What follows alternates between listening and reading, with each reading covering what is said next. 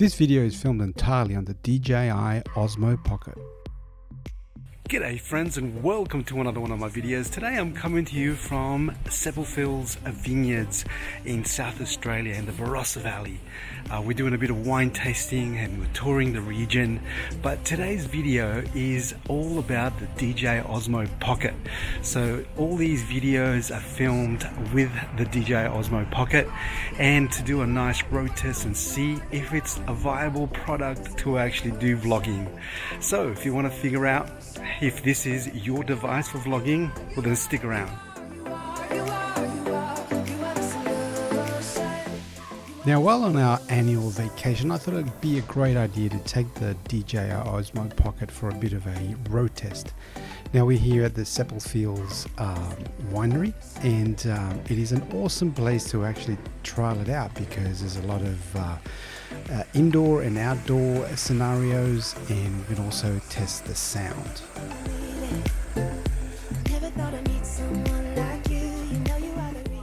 Now, first and foremost, the DJI Osmo Pocket is a gimbal. It's a three-way axis stabilization gimbal, and it actually hosts the same camera that you may find on a lot of the DJI drones. It's a 1/2.3 inch CMOS sensor with a 12 megapixel capture.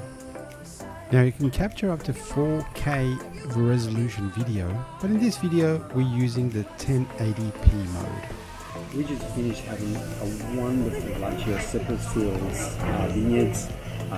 We're going to be doing the wine tasting afterwards, but the lunch was phenomenal.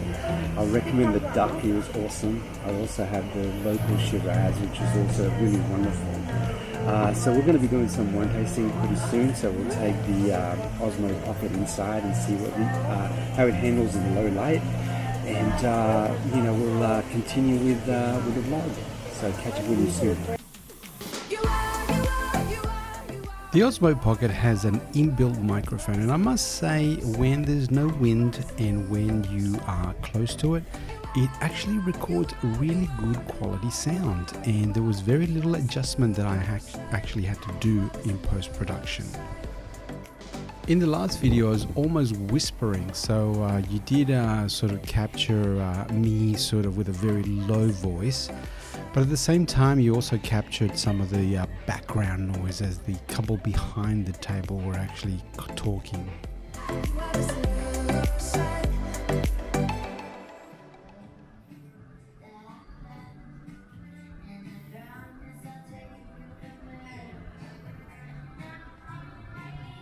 Okay, so we're in here in the testing room. There's some beautiful olive oils and even some soaps of all different natures. So we're testing the sound. Obviously we're inside a closed room, there's no wind, but there's music in the background. So let's see how it handles the noise and whether the microphone is good enough to actually pick up my voice for you to hear it clearly.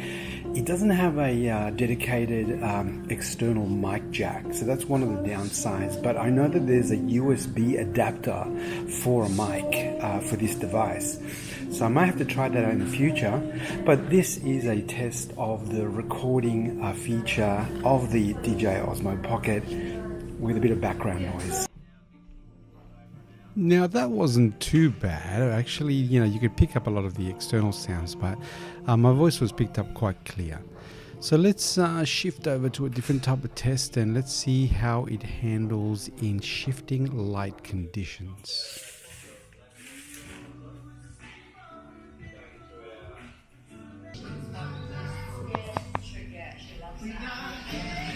So how does it handle the low light conditions? This is pretty good. So this is an illuminated room, lots of window, and we're going to move into the other room which doesn't have so much light, and let's see how it handles it. Ready?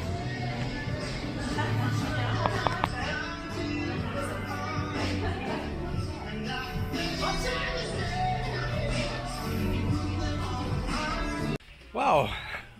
Vasse Virgin, you gotta try that place out. They have some beautiful soaps and fragrances.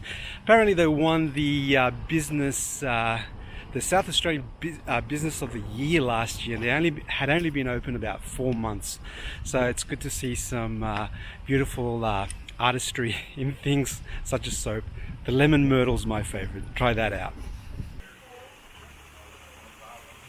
So I was pretty convinced that the actual sensor could cope with a lot of the light changes, but then I really wanted to do some more testing, so I thought I'd head into the cellar door and test stuff out while I was doing some tasting. Obviously it was very experimental, very scientific, but you know what I'm talking about.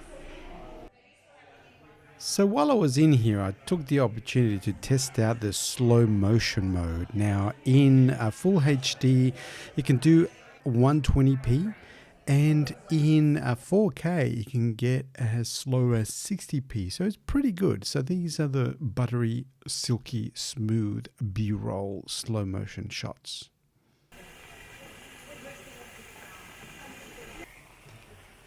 Okay, so these are the gimbal shots. As you can see, I'm walking up some stairs and I am turning around, and have a look at that lady using her iPhone. I'm sure it's not as cool as this footage, but the gimbal is doing a great job. Now, I'm not doing my ninja walk or anything like that. I'm just walking normally, and as you can see still see my steps, but it's not as bad as doing it with just a normal camera without image stabilization.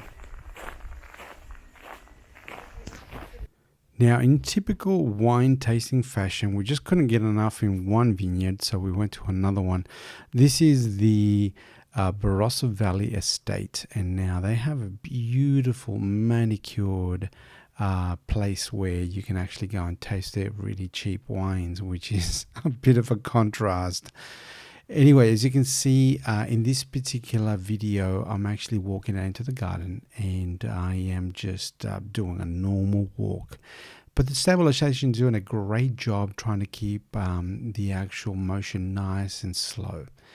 This particular footage I did color grade. Now, there was a lot of light and as you can see, now it looks very colorful. There's a good contrast between the ground and the sky. It was a little bit blown out in the original video, but it was practically using the auto settings and just putting up the saturation about 25%. It really didn't ask for too much, but as you can see, I'm actually getting some pretty good colors, and I was very, very satisfied with the quality of the images in full light.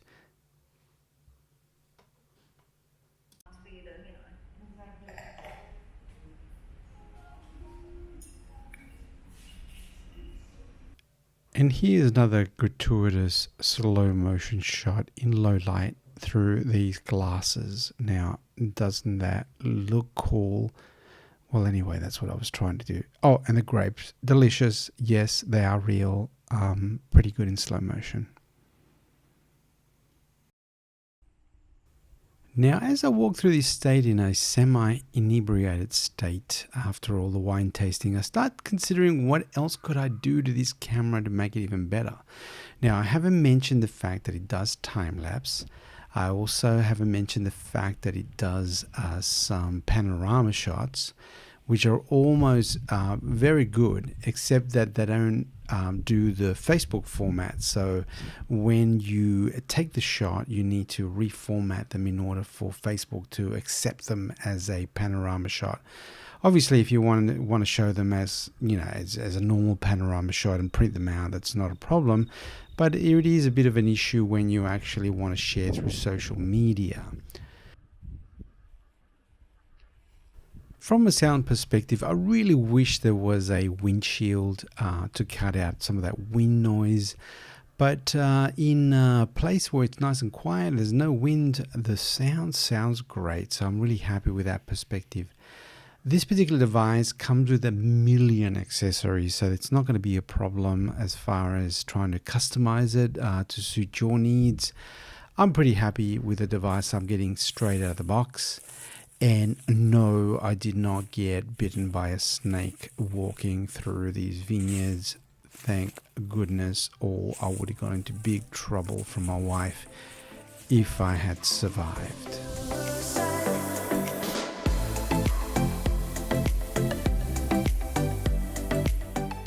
And there you have it, friends, the Osmo Pocket. I love this little device. It's made my job easier today as I've been going through different wineries and actually enjoying myself as I'm vlogging. Now, one of the things that I found the most convenient is the fact that it's so small. Now, sometimes when you want to get those quick shots, it was always difficult having your camera out, and people will get a bit nervous when you pull out your DSLR to take some footage. But this is so discreet that it makes the job easier. So, would I recommend the Osmo Pocket? Yes, the answer is absolutely yes. So it's great for doing your time lapses and hyperlapses. That's an awesome feature. It is awesome for doing slow-mo and getting really close and getting those beautiful B-roll shots. And secondly, I think it's the stabilization doesn't get any better than this. It's really amazing for such a small device. So the wish list is there, obviously, but we'll wait for maybe Osmo Pocket 2. I'm sure DJI is already working on it.